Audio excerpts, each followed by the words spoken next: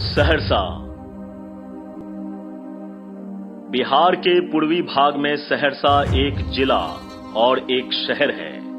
यह कोसी नदी के पूर्वी तट के पास स्थित जिले के प्रशासनिक मुख्यालय के रूप में कार्य करता है और कोसी डिवीजन का एक संभागीय मुख्यालय भी है। सहरसा नाम की उत्पत्ति संस्कृत शब्द सहर्ष से हुई है, जिसका अर्थ है खुशी से भरा हुआ। शहर की क्षेत्रीय भाषा मुख्यतः मैथिली है, पर साथ साथ यहाँ हिंदी भी व्यापक तौर पर बोली और समझी जाती है। सहरसा की उत्पत्ति या यूं कहें कि जिले के रूप में इसका उद्भव 1 अप्रैल 1954 को हुआ, जब यह भागलपुर जिले से अलग होकर एक नया जिला बना और बाद में 30 अप्रैल 1981 और 1991 को सहरसा जिले से 2 नया जिला मधेपुरा और सुपौल का गठन हुआ, जिस कारण यह जिला अब बहुत छोटा हो गया है। सहरसा को भारत के सबसे गौरवशाली जगहों में से गिना जाता है। सहरसा को पूरे मिथिला क्षेत्र का हृदय स्थल भी माना जाता है। भारत में ब्राह्मणवादी सभ्यता के शुरुआती केंद्रों के सबसे बड़े और महत्वपूर्ण केंद्रों में से एक है।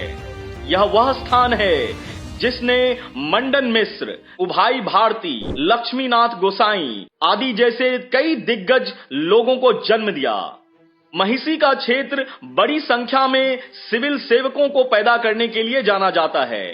दुनिया की सबसे बड़ी बौद्धिक बातचीत में से एक, जिसे शास्त्रार्थ भी कहा जाता है या अंग्रेजी में जिसे डिबेट कहते हैं, वो इसी जमीन पर मंडन मिश्र और उस समय सिर्फ 20 वर्ष की आयु में रहे शंकराचार्य के बीच हुई थी। जी हाँ, महिषी गांव ये वो जगह है जहां पर आज से हजारों साल पहले मंडन मिश्र और शंकराचार्य के बीच एक शास्त्रार्थ हुई थी, जिसमें मंडन मिश्र को हार का सामना करना पड़ा था और उसके उपरांत मंडन मिश्र की धर्मपत्नी विदुषी भारती ने शंकराचार्य को शास्त्रार्थ के लिए आमंत्रित किया था।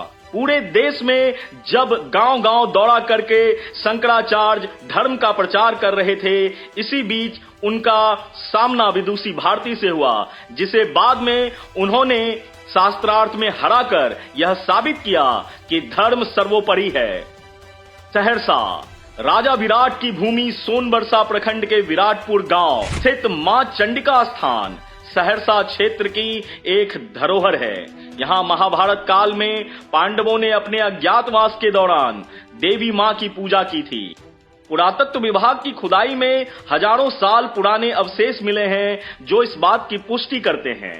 कहा जाता है कि यह मंदिर हजारों साल से भी अखंड पुराना है और यहाँ मां चंडी स्वयं प्रकट हुई थी। ऐसा माना जाता है कि महाभारत काल में जब अज्ञातवास के दौरान पांडवों ने मां चंडी की पूजा अर्चना की, तो कई दिनों की पूजा के बाद मां प्रसन्न हुई और पांडवों को जीत का आशीर्वाद भी दिया। यह पूरे भारत में प्रसिद्ध सिद्ध पीठों में से एक है और जो आज भी जीवंत अवस्था में है। सहरसा और इसके आसपास के क्षेत्र समतल जलोढ़ मैदान पर स्थित हैं, जो कोसी नदी के बेसिन का एक हिस्सा है।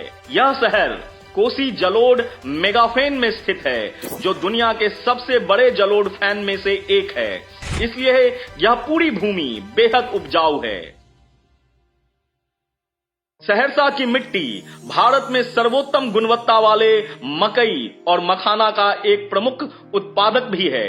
सहरसा से मक्का और मखाना अमेरिका, ऑस्ट्रेलिया, फ्रांस, जापान और इंग्लैंड तक निर्यात किया जाता है। इस कारण इस जिले से हर साल 2 लाख टन मक्का विभिन्न देशों में निर्यात किया जाता है और इसी तरह मखाना भी निर्यात किया जाता है।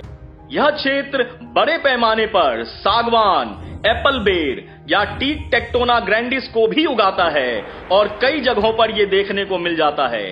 गंगा की सबसे बड़ी सहायक नदी में से एक कोसी के कारण इस क्षेत्र में लगातार बाढ़ की समस्या बनी रहती है, जिस कारण पूरे इस क्षेत्र की कनेक्टिविटी बाहरी क्षेत्रों से कट जाती है और ये एक बहुत बड़ी वजह है जिसके कारण इस क्षेत्र को आर्थिक नुकसान झेलना पड़ता है। सहरसा बिहार के अन्य हिस्सों से अच्छी तरह से जुड़ा हुआ है। भारत सरकार ने इस शहर को राज्य के हाईवे के हब के रूप में चयन किया है। हाल ही में केंद्र सरकार ने 4 राष्ट्रीय राजमार्ग, जिसमें एक 6 लेन एक्सप्रेसवे भी शामिल है, उसको भी मंजूरी दी है। सहरसा पूर्णिया 4 लेन मार्ग NH 107, सहरसा सुपौल 4 लेन मार्ग NH 327E, सहरसा मधुबनी 4 लेन राजमार्ग NH 527E, गोरखपुर सिलीगुड़ी 6 लेन एक्सप्रेसवे। इसके अलावा जो प्रमुख बात है, NH 527E में भारत का सबसे लंबा नदी पुल बन रहा है, जिसकी लंबाई 10 किलोमीटर है। यह राजमार्ग दरभंगा, समस्तीपुर, हजारीबाग जैसे कई शहरों को जोड़ता है। सहरसा के कुछ प्रमुख दार्शनिक स्थलों में शामिल हैं संत कारू खिरहरी मंदिर, जो कि महपुरा में है, श्री उग्रतारा स्थान जो महिसी गांव में है, सूर्य मंदिर जो कंदाहा में अवस्थित है, मत्स्यगंधा झील जो मत्स्यगंधा में है, और रक्त काली मंदिर पूरे सहरसा में बेहद प्रसिद्ध है। और वहीं बाबा जी की कुटी जो कि बनगांव में अवस्थित है। ये सभी सहरसा जिले के प्रमुख मंदिरों में से एक है। कोसी नदी तट पर स्थित संत बाबा कारू खिरहरी का एक मंदिर है, जिसे शिव भक्ति के गुणों से गाय के लिए समर्पण के कारण देवत्व को प्राप्त हुआ है। नेपाल सहित कई क्षेत्रों से लोग खिरहरी बाबा को दूध की पेशकश करने यहाँ पहुँचते हैं। यह स्थान कोसी नदी के मुहाने पर स्थित है और हाल ही में बिहार सरकार ने करू खिरहारी मंदिर को एक प्रमुख पर्यटन स्थल के रूप में विकसित करने की घोषणा की है। वहीं सूर्य मंदिर कंदाहा, जो कि बेहद प्रमुख धार्मिक स्थल है और जिसे भारतीय पुरातत्व सर्वेक्षण के द्वारा महाराष्ट्र के औरंगाबाद जिले के तरह विधिवत मान्यता दी गई है। यह कंदाहा में 7 घोड़ों के रथ पर सवार सूर्य भगवान की भव्य मूर्ति की एक ग्रेनाइट स्लैब पर उकेरी गई प्रतिमा है। गर्भगृह के द्वार पर शिलालेख अंकित हैं, जिन्हें इतिहासकारों ने समझा है और जिससे यह पुष्टि होती है कि यह सूर्य मंदिर कर्नाट राजवंश के राजा नरसिम्हादेव के काल में बनाया गया था, जिन्होंने 14वीं शताब्दी में मिथिला पर शासन किया। ऐसा कहा जाता है कि काला पहाड़ नाम के क्रूर मुगल सम्राट ने मंदिर को क्षतिग्रस्त कर दिया था, जिसे प्रसिद्ध संत कवि लक्ष्मीनाथ गोसाई ने पुनर्निर्मित कराया।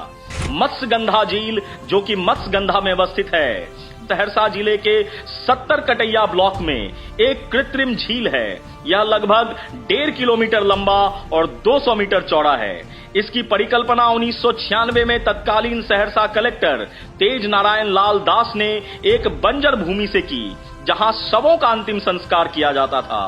झील का नाम राजा शांतनु की पत्नी मत्स्यगंधा के अर्ध पौराणिक चरित्र से लिया गया। वह ऋषि व्यास की मां भी हैं। झील में शुल्क के आधार पर नौकायान और स्पीड बोटिंग की सुविधा है। हालांकि जल स्तर कम होने के कारण नौकायान की सुविधा रुक रुक कर चलती है। पर्यटन स्थल के लिए हरे भरे पेड़ों और पार्क बेंचों से सुसज्जित 8 फीट चौड़ा वेपर ब्लॉक विकसित करके झील के सौंदर्यीकरण की योजना बनाई जा रही है।